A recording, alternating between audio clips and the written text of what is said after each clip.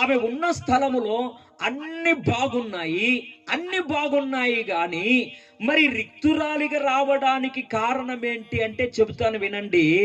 ఆమెకు సహవాసము లేదు. ఏమి లేదు? సహవాసం లేదు.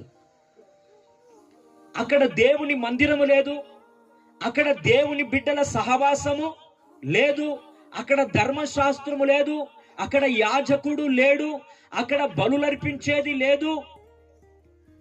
ఒకప్పుడు బెత్లెహేములో ఉన్నప్పుడు యాజకుడున్నాడు,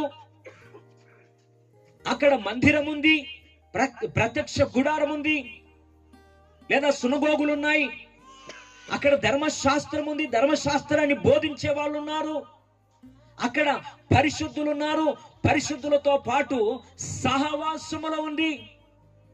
కానీ మోయాబుకి వెళ్ళిన తర్వాత అన్ని ఉన్నాయి కానీ చెప్పాలి, సహవాసం ఒక్కటే లేదు. ఏం జరిగిందో ఏమో అన్ని బాగున్నాయి అనుకునేసరికి తన భర్త చనిపోయాడు.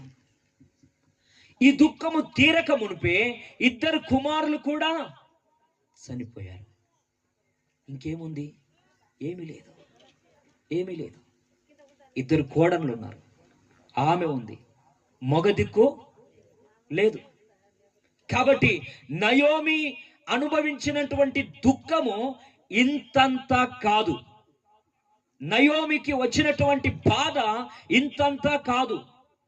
నయోమి హృదయంలో ఉన్నటువంటి ఆలోచన ఏందో చెప్పమంటారా? నేను ఇంకెవరి కోసమో చెప్పాలమ్మా, బ్రతకాలి.